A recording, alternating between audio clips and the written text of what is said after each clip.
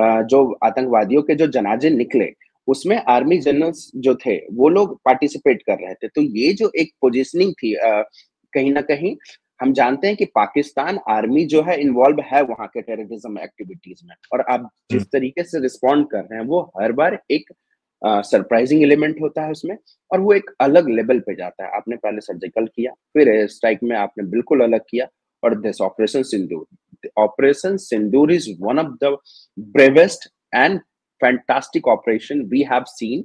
और भारत से इस तरीके की तरफ से इस तरीके का ऑपरेशन होना, ये हमारी ग्लोबल लेवल पे धमक को दर्शाता है कि हम बिना किसी से डरे, बिना किसी से पूछे हम क्या कुछ कर सकते हैं जब बात हमारे ऊपर आती है। तो यूएस में भी किसका रहा है अभी भी, it is said that the Soros gang is still very active in that lobby. तो जो पहले भी जब आपको याद होगा कि जब पाकिस्तान इकोनॉमिक क्राइसिस से जूझ रहा था, at that time also Soros has funded a lot to Kashmir, sorry Pakistan. This time also IMF made sure कि उनको पैसा मिले।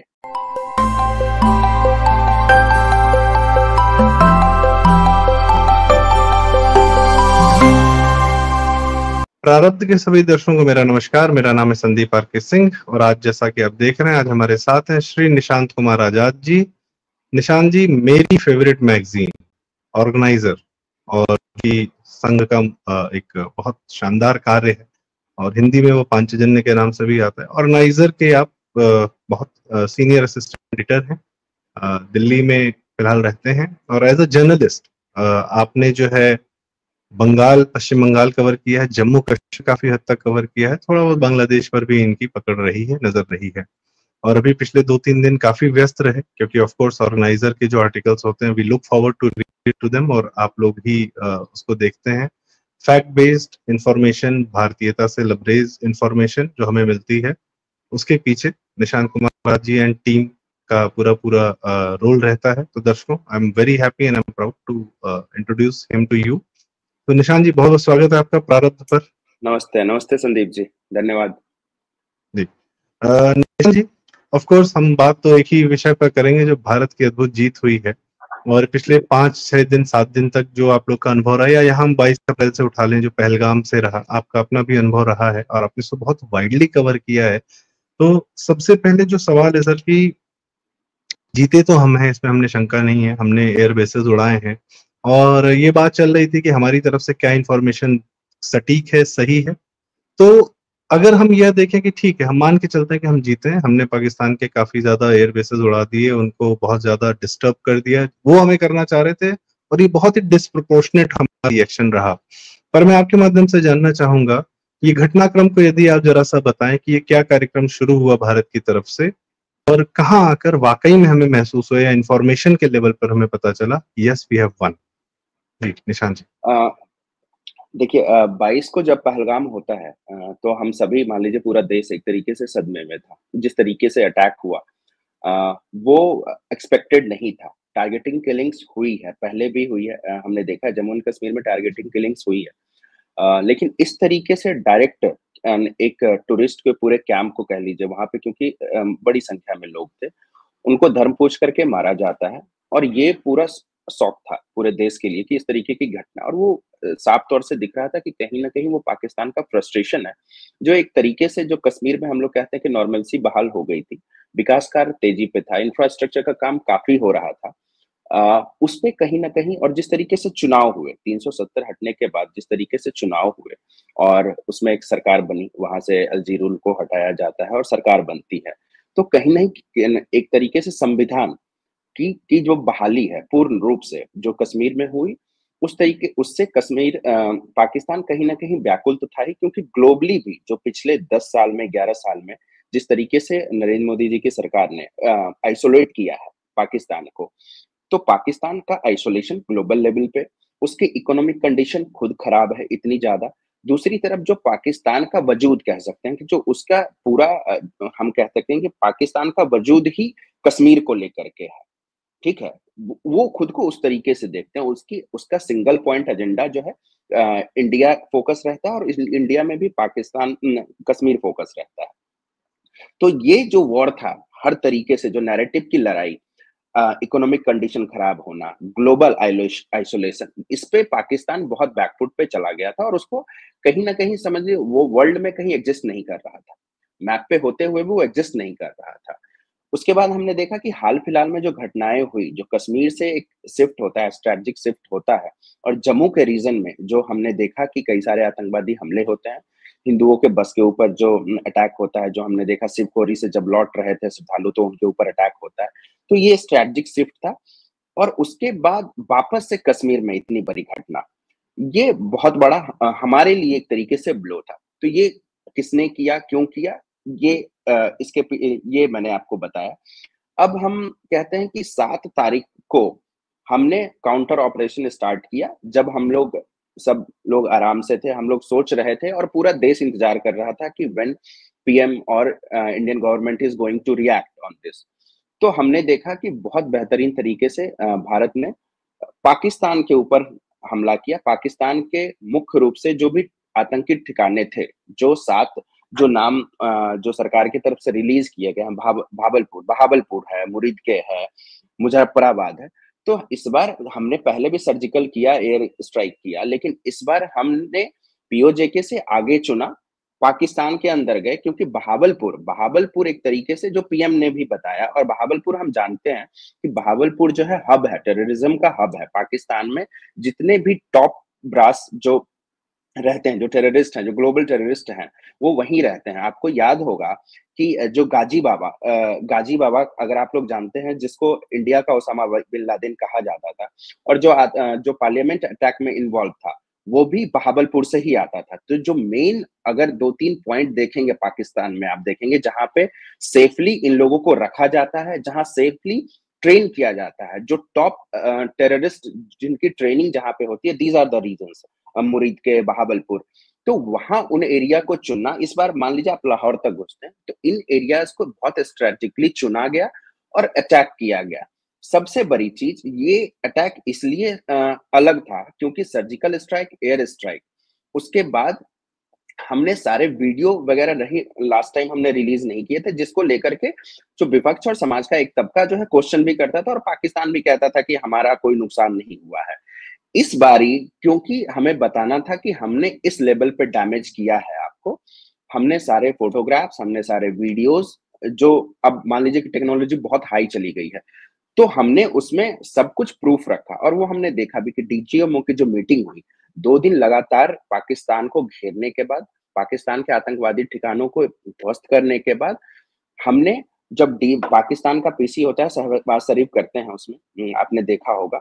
और उसके नेक्स्ट डे जब हमारी डीजीएमओ की मीटिंग होती है और बैक टू बैक जो दोनों दिन जो ब्रीफिंग होती है, उसमें हमने किस तरह पॉइंट बाय पॉइंट कि हमने कहाँ अटैक किया, किस पोजीशन पे किया, कितने लोग मारे गए, उनके मिसाइल्स, भले ही नाम हमने डिक्लेयर नहीं किए कि कौन से मिसाइल्स गिराए गए हैं, लेकिन वी ऑल नो कि कौन से किस-किस चीज़ को पाकिस्तान के डैमेज हुआ है। We all know that.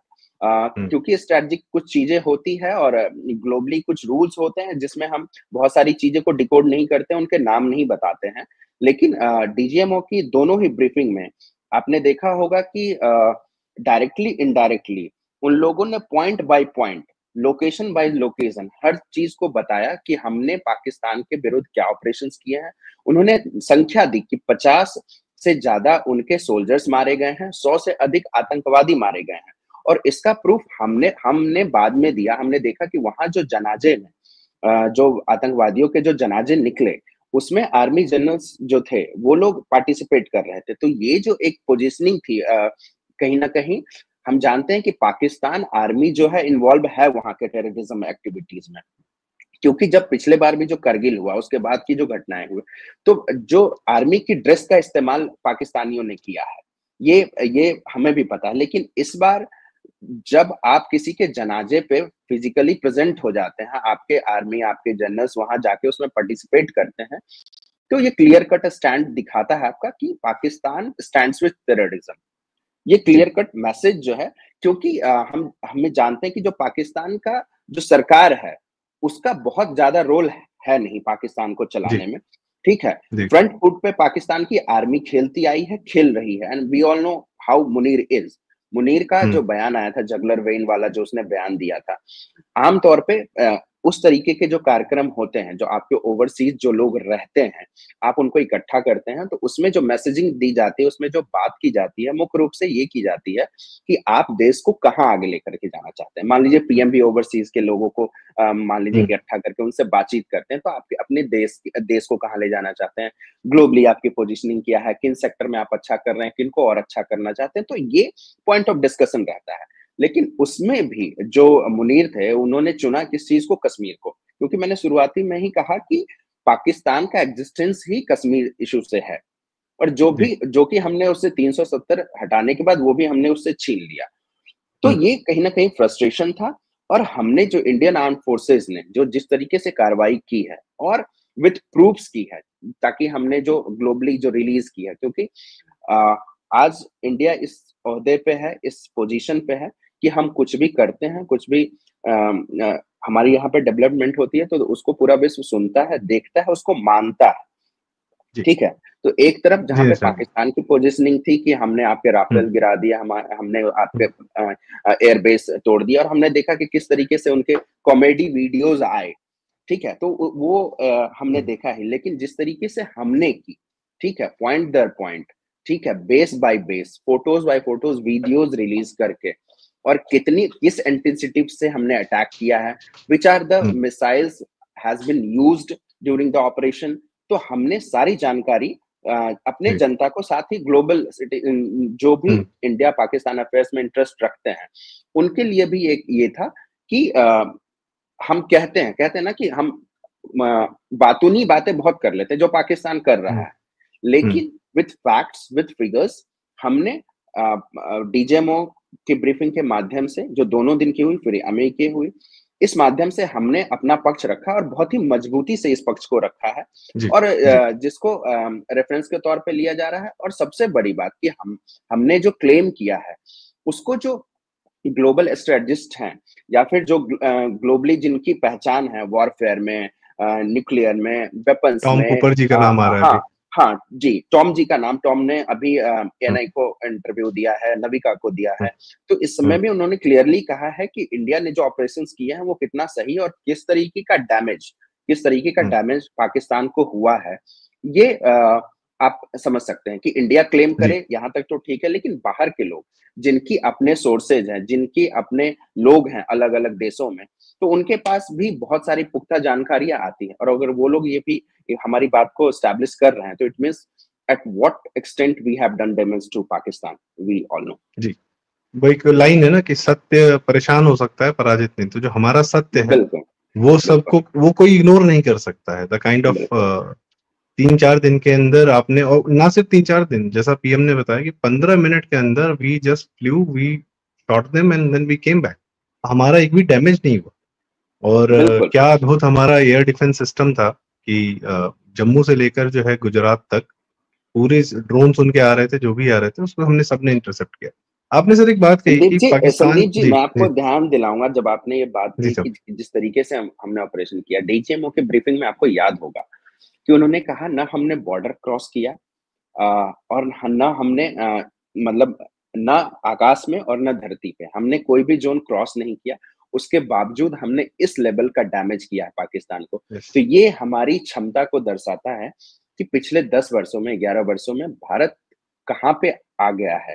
ठीक है, ये हमारी क्षमता को दर्शाता है। और आप जब भी करते हैं, जब आप रिस्पॉन्ड करते हैं, पाकिस्तान जिस तरीके की हरकत करता है और आप जिस तरीके से रिस्पॉन्ड कर रहे हैं, वो हर बार एक सरप्राइजिंग एलिमेंट होता है उसमें, और वो एक अलग लेवल पे जाता है। आपने पहले सर्जिकल किया, फिर एयर स्ट्राइक में आपने बिल्कुल अलग किया, और this operation Sindoor is one of the bravest and fantastic operation we have seen. और भारत से इस तरीके की तरफ से इस तरीके का ऑपरेशन होना, ये हमारी ग्लोबल लेवल पे धमक को दर्शाता है कि हम बिना किसी से डरे, बिना किसी से पूछे हम क्या कुछ कर सकते हैं, जब बात हमारे ऊपर आती है। तो सबसे बड़ी बात, बिना किसी से पूछे और बिना किसी को बताए, we did what we had to do.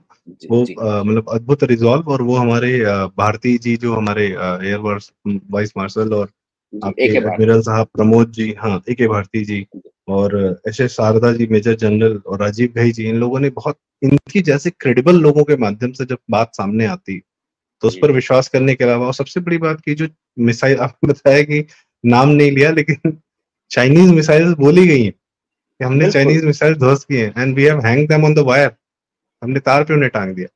But एक चीज मैं उसके आपसे जरूर मलबे पूछना मिल चाहूँ। रहे हैं, उसके मलबे हाँ। भी तो मिल रहे हैं ना।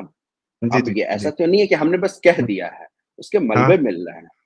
राइट, और उस पे लिखा हुआ है ना, उस पे तो बकायदा बताया गया है कि बिल्कुल, उनका, बिल्कुल। उन्हीं की कंट्री ऑफ ओरिजिन क्या है।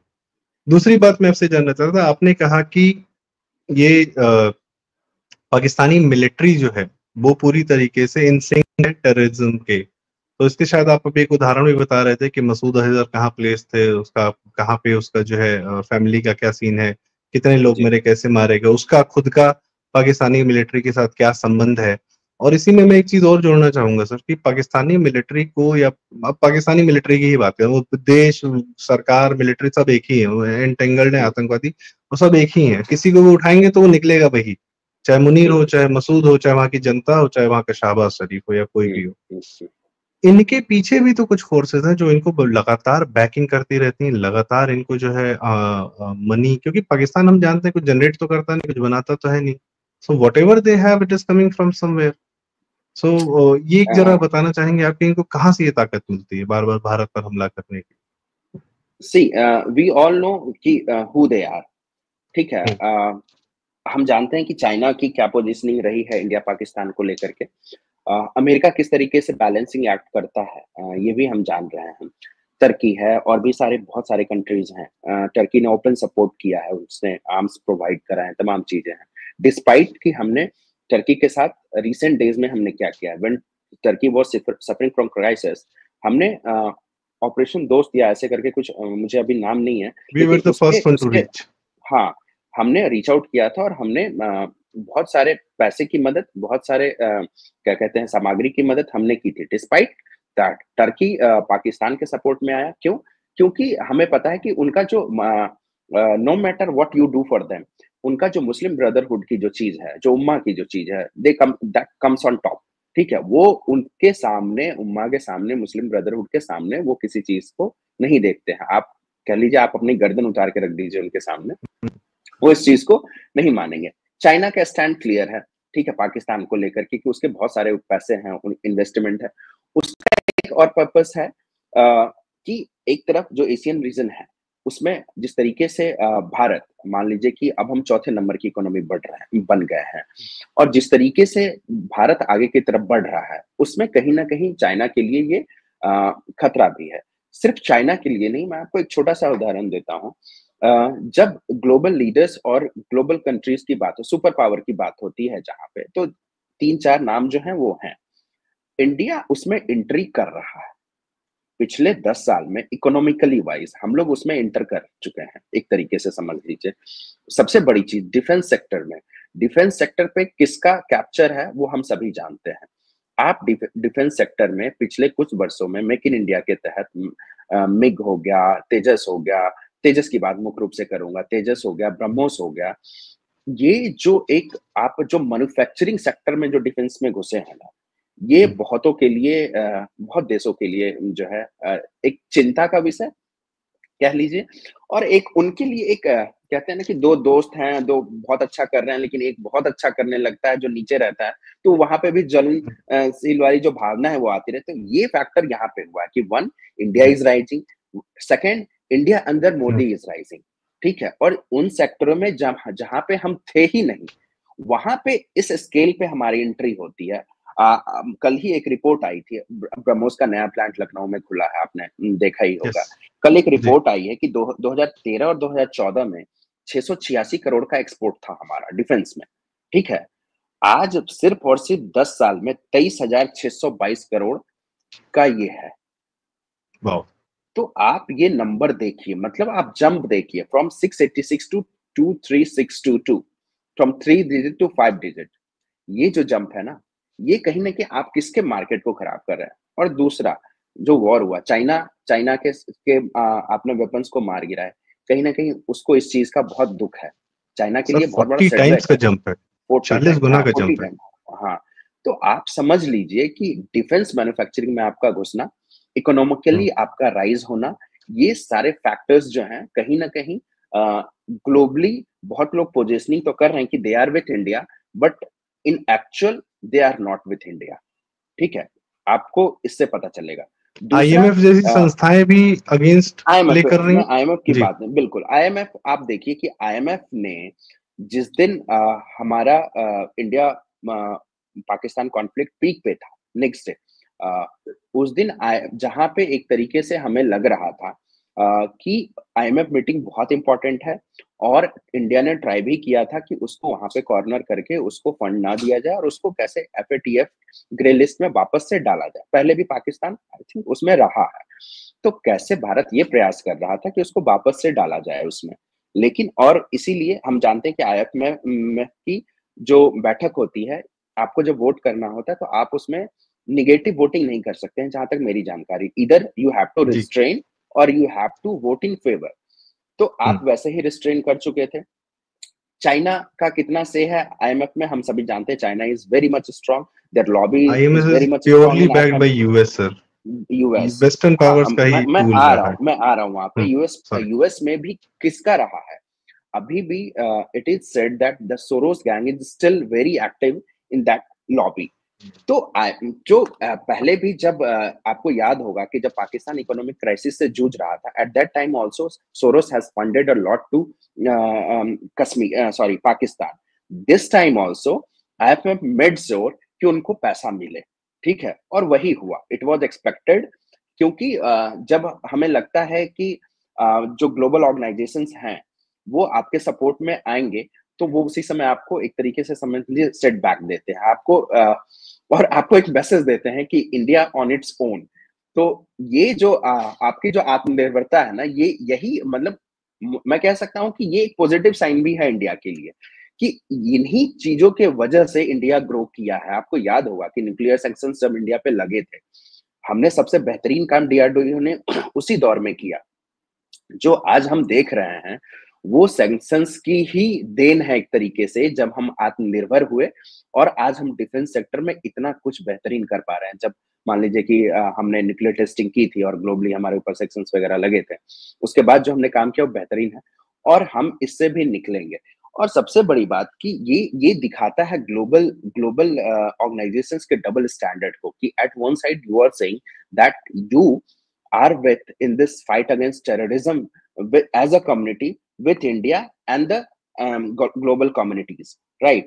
On the other hand, जब आपको मौका मिलता है इस चीज को दिखाने का, तो आप उन टेरर पावर्स को कहते हैं बेल आउट करते हैं, आप उनको फंड करते हैं। तो ये दिखाता है। और मैं एक बहुत महत्वपूर्ण पॉइंट कह रहा था इसमें, मैं ध्यान से उधर रहा है कि ये एक तो फंड की टाइमिंग, जो आईएमएफ ने फंड की टाइमिंग उसको पोस्टपोन किया जा सकता था, उसको उस समय होल्ड किया जा सकता, बहुत सारी चीजें हो सकती थी जिसको नहीं किया गया, और एक मैसेज दिया गया कि हम आपके साथ हैं। ट्रंप ने अपने भाषण में कहा कि ट्रंप ने इंडिया और पाकिस्तान को एक ही तराजू में तौल दिया। आपने देखा, to great nation, Pakistan can not be a great nation जिसका एग्जिस्टेंस ही टेरर के ऊपर है। ठीक है ना? आपने हाफिज सईद को शरण दिया हुआ है, आपने मसूद अजहर को, और ये वो नाम है जिसको ग्लोबल कम्युनिटी ने ड्रेडेड टेररिस्ट आपको घोषणा किया हुआ है। ये वही नाम तो है, हाफिज सईद है, मसूद अजहर है, सलाहुद्दीन है, ये सब कौन लोग हैं? और वी ऑल नो कि वो कहाँ है। ठीक है, जिस दिन ये अटैक होता है ऑपरेशन सिंदूर के बाद, उस दिन हाफिज सईद के यहाँ पे एक मीटिंग होती है, उसकी फुटेज हमारे एक मित्र हैं रोहन दुआ, उन्होंने रिलीज की इंटरपोल से सोर्स करके, और वो एक डिनर दे रहा था। इंडिया पे अटैक की खुशियां मनाई जा रही थी वहां पे, और वो डिनर होस्ट कर रहा था। ठीक है, तो Hafiz Saeed being in Pakistani hosting dinner just after the attack of Pahalgam, तो ये किस चीज को दिखाता है? तो ये पाकिस्तान की पोजीशनिंग, सब लोग जान रहे हैं कि this nation is harbour of terrorist, but sir सबके हाफिज अपने का अपने नाम लिया इंटरेस्ट हैं। आपने, आपने हाफिज जी, का नाम लिया, अभी शायद आप जिक्र कर रहे थे कि मसूद अजहर की फैमिली को भी असिस्टेंस मिला है। हाँ, हाँ, बिल्कुल। मसूद अजहर की जी। फैमिली को 14 करोड़, आज ही रिपोर्ट में आप पढ़ेंगे अखबार में है कि 14 करोड़, मतलब मैं ये बताना चाह रहा हूँ कि आईएमएफ के फंड का पाकिस्तान अपने हिसाब से सही इस्तेमाल कर रहा है। ठीक है, उसकी उसकी जो प्रायोरिटी है ठीक है, उनका एजेंडा क्लियर है, वो अपने प्रायोरिटी के हिसाब से चीजों को करता है। 14 करोड़ रुपया जो मसूद अजहर की फैमिली, जो हमने सुना कि 14 लोग उसके परिवार के मारे गए उस अटैक में, जो ऑपरेशन सिंदूर हुआ। अजहर की ही फैमिली सबसे बड़ी फैमिली थी जिसको सबसे ज्यादा नुकसान हुआ, मतलब अगर डायरेक्ट रिलेटेड फैमिली का है तो उसमें 14 लोग मारे गए, और 14 करोड़ का आर्थिक समर्थन एक तरीके से, जो हम लोग कहते हैं दुर्घटना किसी की हो जाती है तो हम क्या बोलते हैं उसको, एक आर्थिक सहायता। तो ये आतंकवाद की लड़ाई में पाकिस्तान सरकार ने हाफिज सईद को एक आर्थिक सहायता मौजूद करवाई है, ताकि जो उसका इंफ्रास्ट्रक्चर जो डैमेज हुआ है उसको दोबारा से रीबिल्ड कर सके, और एक बार फिर से वो जो लड़ाई है भारत के खिलाफ उसको दोबारा से वो तेज कर सके। तो हर एक नेशन के अपने अपने इंटरेस्ट हैं, अपने अपने इंटरेस्ट इसमें कि वो जिस लेवल पे है बने रहे, भारत उस रेस में ना पहुंच पाए। तो क्या होता है कि आप डायरेक्ट बहुत चीजें नहीं कर सकते हैं, तो आप इंडिविजुअल प्लेयर्स जो है अलग अलग, जो इट्स अ चेस का गेम, ठीक है ना, आप पोजिशनिंग करते हैं किसको कहां से कैसे उठाएंगे और किसको सपोर्ट यस, करेंगे, तो आपको किया यस। जाएगा। तो ये जो शतरंज की खेल है उसमें ग्लोबल कम्युनिटी जो है भारत के साथ खेल रही है एक तरीके से। जी। लेकिन सबसे सर अच्छी आपने बात है कि हुँ, हमारे पास लीडरशिप वैसी है, ठीक है, हम हुँ, अपने उतने स्ट्रांग हो गए हैं, और जो सबसे बड़ी चीज है कि उस लीडरशिप को वहां के लोगों का सहयोग, ये बहुत हुँ, मैटर करता है वॉर टाइम में। और यही वजह जी, थी कि जब सीज फायर की घोषणा हुई तो हमारे देश में बहुत लोग दुखी हो गए थे कि दिस वाज द हाँ, राइट टाइम टू कि पाकिस्तान को सबक सिखाया जाए। यही एक वजह थी, क्योंकि उनको मोदी से अपेक्षा थी कि मोदी हुँ, जी ही हैं जो क्या कहते हैं पाकिस्तान का इलाज कर सके। तो वो तो थोड़े देर का जो दुख था वो उन लोगों हाँ, को इसी वजह से था, और कोई बात नहीं जी। थी, जो कि नहीं, नहीं, वो दुःख बाद में अभी हमने भी है देखा। सर, वो हाँ, दुःख अभी भी है। तो वो जो जो इसीलिए लोग थोड़े इसीलिए इसलिए हाँ, मोदी जी ने हाँ, कहा है कि जो हुँ, लड़ाई है हमारी आतंकवाद की, स्थगित उन्होंने हुई। साफ शब्दों में कहा है कि ऑपरेशन सिंदूर खत्म नहीं हुआ है, ये अभी भी चालू है, और तब तक रहेगा जब तक हम आतंकवाद की लड़ाई लड़ते रहेंगे या पाकिस्तान हमारे ऊपर इस तरीके के हमले करता रहेगा, और हम हुँ, हर बार उससे हुँ, कई गुना ज्यादा इंटेंसिटी के साथ उनको मारेंगे। The message is very much clear, and this जी, message is not only for Pakistan, the message hmm, is for global community also. जी। सर आपने सीज़ फायर तो ख़ैर नहीं है, स्थगन है, एक टेम्परेरी म्यूचुअल बिल्कुल, अंडरस्टैंडिंग बिल्कुल, कुछ भी बिल्कुल, हाँ, बिल्कुल। तो जो टर्म क्योंकि हमारी क्योंकि जो सरकार जो इस्तेमाल कर जो रही प्रेस हाँ, रिलीज़ आई है उसमें वो उस शब्द का इस्तेमाल भी नहीं है। तो जी, जी, लेकिन जी। हम अभी कह सकते हैं कि ये थमा है, ये रुका नहीं है, इस एक एक इस छोटा-सा पॉज़ है। हाँ, जी, इस शब्द का इस्तेमाल करके जो हमारी एक दुखती रग है वो है हमारा जो भारत का ऑपोज़िशन है, उसने तत्काल जो है इंदिरा गांधी की याद दिलाना शुरू कर दिया और नेहरू नहीं याद आई इस बार उनको, जब नेहरू खुद हुँ, सीज़ फायर करके बैठे हुए थे, एक्चुअल सीज़ फायर जो जिसने किया था, जीतती हुई सेना को हुँ, पीछे खींच लिया था। तो बिल्कुल, इंदिरा बिल्कुल। गांधी की याद करने लगे ये लोग कि हुँ, 1971 से कंपैरिजन ये कितना फेयर कंपैरिजन था सर? ये क्या है मतलब अ, वाज़ इट अ रियल देखिए, मतलब इस पे कुछ दिस ध्यान इज़ ब जी, दिस बताएँ sir. Comparison is completely baseless, ठीक है? कोई जी, पैरामीटर ही नहीं है 71 और 2025 का, ठीक है? हुँ, जो सर्कमस्टेंसेस थे, जो दोनों देश के हालात थे, उसमें कोई कंपैरिज़न नहीं है। No doubt Indira Gandhi was brilliant leader, she was a brave lady, इसमें कहीं कोई डाउट नहीं है, एंड वी ऑल रिस्पेक्ट हर।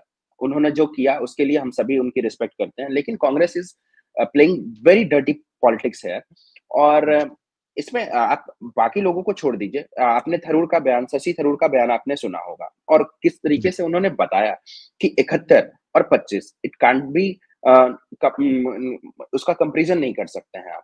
71 में क्या था कि एक तो टेक्नोलॉजी इतनी वो नहीं हुई थी, जो वॉरफेयर का जो सिस्टम था वो ऑल था। हम direct we were not involved with Pakistan in a war, हम लोग बांग्लादेश को सपोर्ट कर रहे थे, इनडायरेक्टली हमारी सेना उसमें इन्वॉल्व थी, लेकिन हम प्रत्यक्ष रूप से हम उनके साथ वॉर में नहीं थे।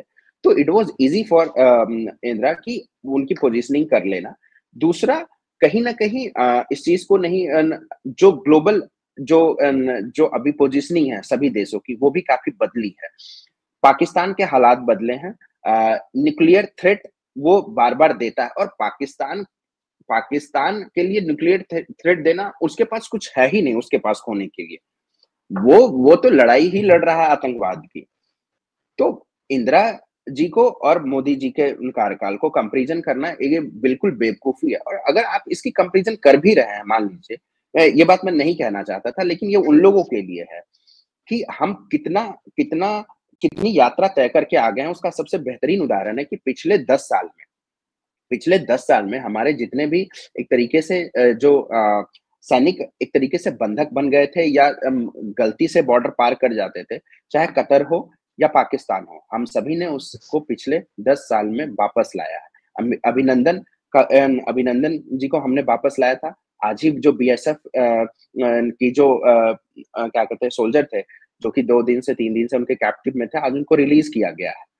ठीक है, तो ये हमारा बार-बार अभिनंदन के समय भी क्या कंडीशन थे, लेकिन अभिनंदन को किस प्रेशर में रिलीज करना पड़ा था, आपको भी पता है, आज भी रिलीज किया है। तो और वहीं अगर कहें 71 वॉर के जो 50-56 मुझे एग्जैक्ट नंबर नहीं याद है, शायद 53 या 54 जो प्रिजनर्स हैं, उनको अभी तक ने पाकिस्तान उनका क्या? उनको तो रिलीज नहीं कर पाया। तो उनकी रिलीज 71 से लेकर के 2010 तक 2014 तक आपकी सरकार थी। बीच में जो कालीन सरकार आई वो बहुत कम समय के लिए थी। तो आपकी सरकार इतने लंबे समय तक, आपने उसको क्यों नहीं रिलीज करवाया? तो ये एक तरीके से भूल गया उनको पाकिस्तानी जेलों में ही भारतीय सैनिकों को। आपने उनको एक तरीके से वहीं पे सड़ने के लिए छोड़ दिया। तो आपको उनकी याद तब क्यों नहीं आई? तब इंदिरा गांधी की याद क्यों नहीं? बाद में राजीव गांधी की को याद क्यों नहीं आई? मनमोहन सरकार इतने लंबे समय तक थी, सोनिया गांधी इनडायरेक्टली सरकार चलाती थी। अगर आपको इतना ही कुछ सीखना था, Rahul Gandhi was part of almost, मतलब he was not directly involved in the government, but सरकार कौन चलाता था we all know। तो क्यों नहीं आपको उनकी उस समय याद आई? यही लोग जो आज कह रहे हैं, पवन खेरा और तमाम लोग, ये तब क्यों नहीं आपने पूछा कि हमारे सोल्जर्स को वापस लेकर के आइए? तो 71 का और 2025 का तुलना बिल्कुल बेतुकी है। बीच में मुझे आप जो कि इंदिरा गांधी, पवन खेड़ा सबकी बात है, मुझे एक इंसिडेंट याद आता है जो कि शायद बहुत चर्चा में नहीं रहता है, आप बिल्कुल जानते होंगे। 1979 मरी झापी मैसेकर। बिल्कुल, इंदिरा गांधी प्रधानमंत्री थी। मारी झापी मैसेकर की कोई चर्चा नहीं करता है और हम लोग जानते नहीं है। आप चलिए, हम लोग सामान्य लोग हैं, पत्रकार लोग हैं, हमसे भी बहुत सारी चीजें छूट जाती है, लेकिन जो हिस्ट्री एकेडमिशियंस हैं उनको इसकी जानकारी नहीं है। और अगर जानकारी है भी तो किसी ने उस चीज की चर्चा करने के लिए कि भारतीय इतिहास का और जो बॉर्डर का इतिहास है उसमें सबसे बड़ा मैसेकर है, वो सबसे बड़ा मैसेकर है, उसको किसने किया हम सभी जानते हैं। उसकी चर्चा तब शुरू होती है जब दीप हालदार हमारे मित्र हैं, उनकी किताब आती है ब्लड आइलैंड, उनकी किताब आती है और उसके बाद इसकी चर्चा शुरू होती है। तो किस तरीके से एक पक्ष को बिल्कुल इग्नोर किया गया। ठीक है, ये हिस्ट्री राइटिंग में, मतलब आप गोधरा में जो हुआ उसके बारे में आप एग्जामिनेशन में क्वेश्चन पूछते हैं, तमाम चीजें अभी भी पूछे, 2-3 साल पहले तक उसके बारे में पूछा जाता है। आप सब कोई जानता है कि what happened in Godhra, but the scale what happened in मारी झापी उसकी बात कोई नहीं करता। लोग दलित मिनिमम 20,000 हिंदूज, बांग्लादेशी हिंदूज, और आप बांग्लादेशी हिंदूज और not only Hindus, they were Dalits. वो आप अभी लोग जो है दलित राइट्स की बात और तमाम चीजें करते हैं, वो क्या दलित नहीं थे? उनके राइट्स की बात क्यों नहीं होती? वहां पे कोई ह्यूमन राइट्स ऑर्गेनाइजेशन क्यों नहीं इन्वॉल्व होता? क्योंकि वो उनके एजेंडा को सूट नहीं करता है। और सबसे बड़ी बात, इनका डबल स्टैंडर्ड देखिए ना कि when this happened in Pahalgam, the same Congressis were asking question to PM कि मोदी जी, आप कहते हैं छप्पा का सीना है, आपका बदला लेंगे। The operation started just after few days, one day they started saying कि let's say no to war. आप थोड़ी देर पहले तक पूछ रहे होते हैं डिस्कलेट कीजिए, आप से नो टू वॉर, आप कहते हैं एक तरफ की बदला लीजिए, कहाँ गया आपका। जब आप ऑपरेशन करते हैं तो वही लोग जो है उस मोड में चले जाते हैं कि डिस्कलेट कीजिए। अब सबसे बड़ी चीज है, आप वो एक स्टेज और अभी जब वॉर कह लीजिए कि चल ही रहा है, आप देखिए कि बंगाल में प्रदर्शन हो रहे हैं। ठीक है, राणा आयुब, तमाम लोग जो है लिख रहे हैं कि जो राणा आयुब ने नहीं लिखा है, लेकिन इनडायरेक्टली वो लोग यही कह रहे हैं, जो कह लीजिए कि इस्लामिस्ट प्लस कांग्रेसी प्लस अर्बन नक्सल्स, उनका गैंग यही कह रहा है कि अब जो आपने पानी रोका है, जो सर्जिकली जो पानी रोका है, वो उनको पानी दे दीजिए। उनके पाकिस्तान के लोगों की क्या उसमें उनका क्या रोल है? तो ये जो समय समय पे जो है ना, एक पहले चलता था वो काम अमन की आशा, आपको याद होगा करगिल के बाद एक नौटंकी स्टार्ट हुई 26/11 के बाद, की आशा की, अमन का तमाशा जो था सर, हाँ, जो अमन का तमाशा कह लीजिए आप उसको, वो जो शुरू हुआ था, जिसमें बहुत लोगों ने बहुत पैसे बनाए, अपने मस्त विजिट लगाते थे। जावेद अख्तर, शबाना आजमी, उर्दू शायरी, लाहौर जा रहे हैं, शायरी कर रहे हैं, एंजॉय कर रहे हैं। क्या नौटंकी थी वो? आप फ़लस्तीन में कुछ होता है तो आप उसके समर्थन में खड़े हो जाते हैं, ठीक है? इंदिरा गांधी कह रहा हूँ, प्रियंका गांधी खुद वो झोला बैग पे वो क्या कहते हैं, फ़लस्तीन का झोला पहन के वो संसद भवन पहुँच जाती है। क्या मतलब क्या आप दिखाना क्या चाहते हैं? और ऐसे वॉर सिचुएशन में जहाँ मुझे लगा, आप देखिए ना, रशिया एंड यूक्रेन वॉर इतने दिन से चल रहा है। क्या यूक्रेनियन, क्या रशियन जो है, क्या बाहर में आकर के प्लेटफ़ॉर्म पे, सोशल मीडिया पे, क्या वो एक दूसरे के विरोध में नहीं खड़े हैं ना? इतने दिन से वॉर चल रहा है, वो लोग भी उतना ही झेल रहे हैं। देखिए, जब वॉर होता है, तो सिर्फ सरकार या सेना नहीं लड़ती है, प्रत्यक्ष-अप्रत्यक्ष रूप से देश का प्रत्येक व्यक्ति उसमें इन्वॉल्व हो जाता है। तो ये देश जितना सरकार का है, जितना सैनिकों का है, उतना ही आपका भी है।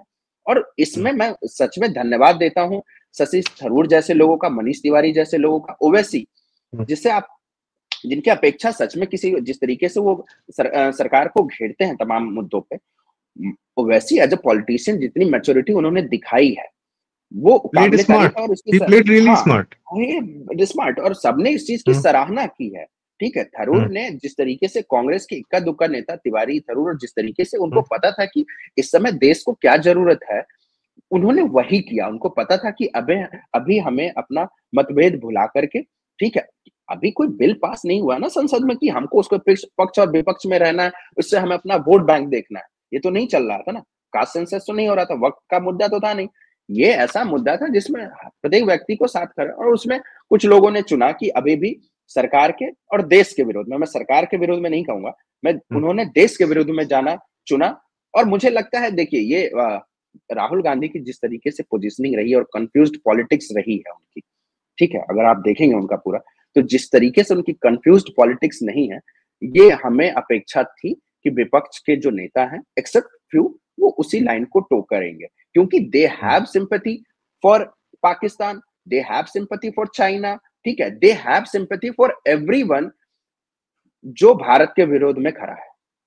क्या इस कारण से भी है सर कि क्योंकि इनका मुख्य वोट बैंक ही जो है वो पाकिस्तान समर्थक दिखता है, रहता है, महसूस कराता है, या इस प्रकार से भी वायनाड से जीतते हैं?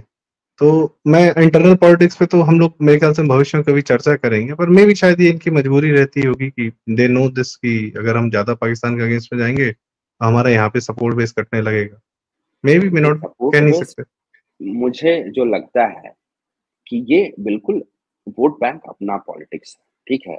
लेकिन मुझे लगता है कि जो भी भारत में भी जो समझदार मुसलमान हैं, और हमने हुँ, देखा है कई यस। आवाज़ें जो सरकार के और देश के समर्थन में आई है, ठीक है? जो साफ दर्शाता है कि पाकिस्तान पाकिस्तान गलत कर रहा है, और बहुत सारे लोग हैं, जो जाहिलियत की सीमा को पार कर चुके हैं, जो मेंटली रेडिकलाइज़्ड हो चुके हैं।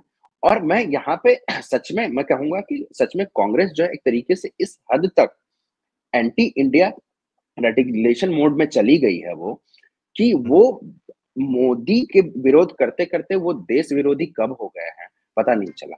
शिवसेना जैसी जी। पार्टी शिवसेना जैसी पार्टी संजय रावत के ऊपर किसी की कोई लगाम नहीं है, वो किस तरीके के ट्वीट्स करता है, किस तरीके की हुँ, बयानबाज़ी करता है, इस तरीके से वो कैसे मानसिक रूप से वो कंगाल हो चुके हैं, और वो मोदी विरोध में इतने अंधे हो चुके हैं कि वो देश विरोध के रास्ते पे निकल पड़े हैं, और उनको इस चीज़ का बिल्कुल अंदाज़ा नहीं है। और बिल्कुल क्या सही लगता कहा। है, आप जिस वोट बैंक की बात कर रहे हैं, वो उस वोट बैंक के के बदौलत वो कभी सरकार में नहीं आ पाएँगे।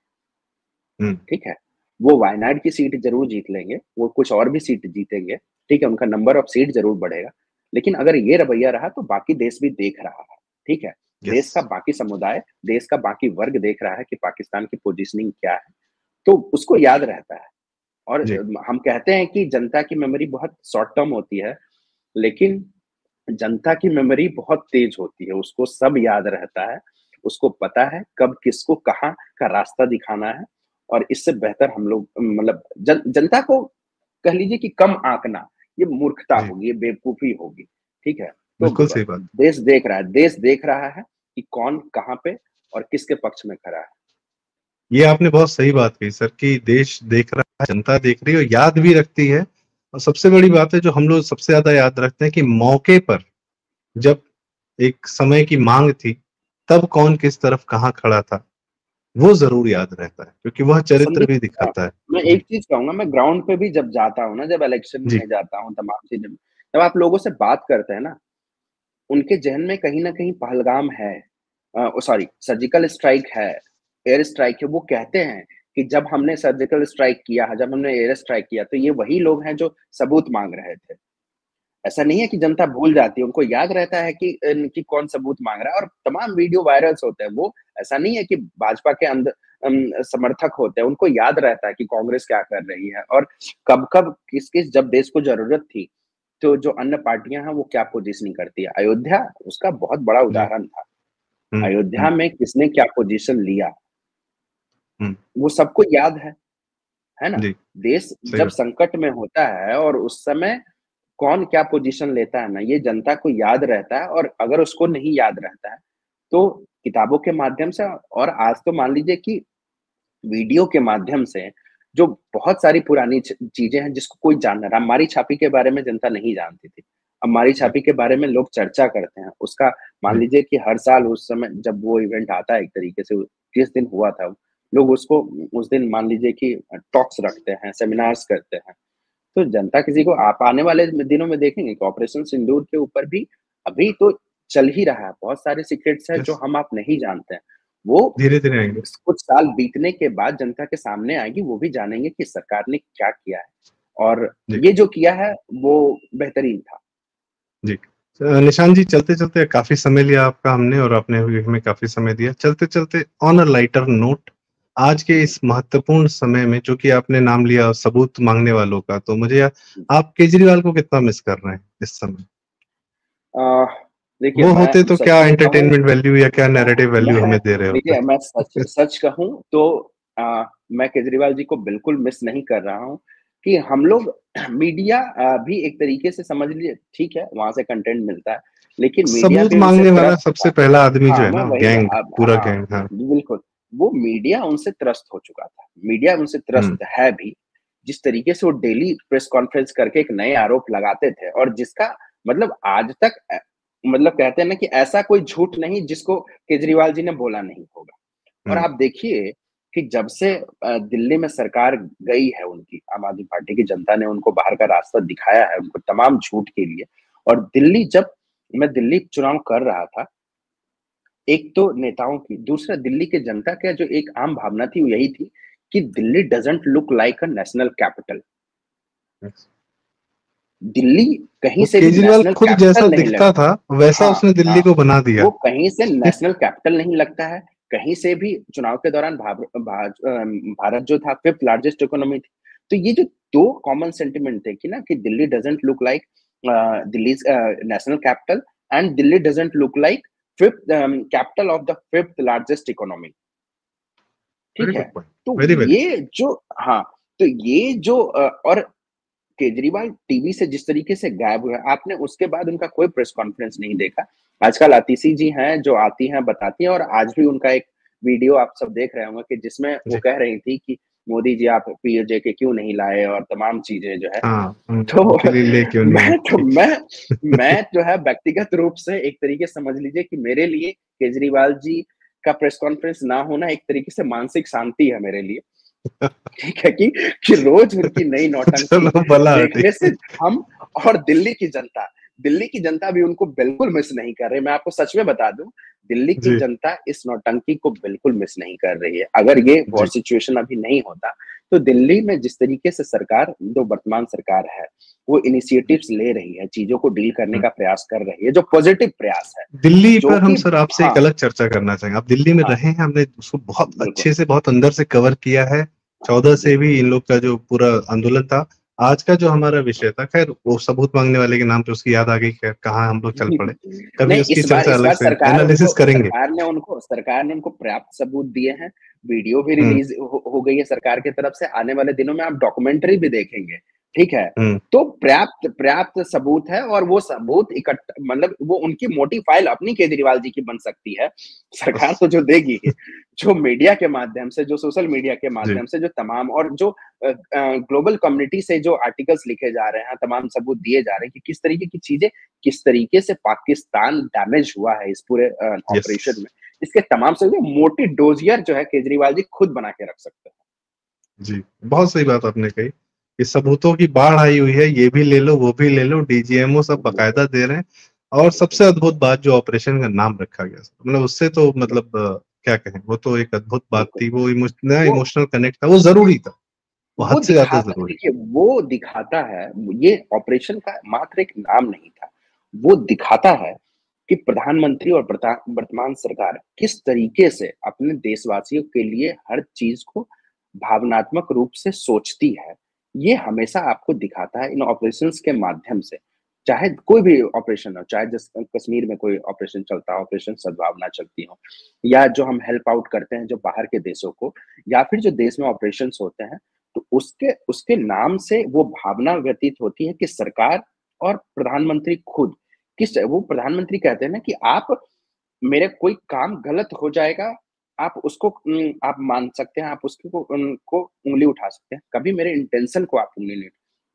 तो यही विश्वास इन्हीं Yes, सब ऑपरेशंस के माध्यम से बताता है। और प्रधानमंत्री का संबोधन देखिए कितना बेहतरीन था और correct, किस तरीके से उन्होंने उस चीज़ को बताया कि ये ऑपरेशन क्यों ज़रूरी था, इसका नाम क्यों रखा गया इस तरीके से, और जिस तरीके से उन्होंने पाकिस्तान को और ग्लोबल कम्युनिटी को मैसेज दिया है, ये दिखाता है कि कैसे उनके लिए देश प्रथम है, ठीक है?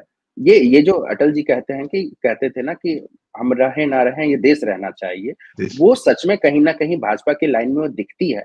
क्योंकि 26/11 के बाद मनमोहन सिंह सरकार का क्या स्टैंड रहा, जो जो सीनियर ऑफिसर्स रहे आर्म्ड फोर्सेस के, जो जिन्होंने बाद में पॉडकास्ट और वीडियो और इंटरव्यू साक्षात्कार के माध्यम से बताया कि किस तरीके से सरकारों ने उनके ऊपर अंकुश लगाया हुआ था कि आप ऑपरेशन नहीं करेंगे।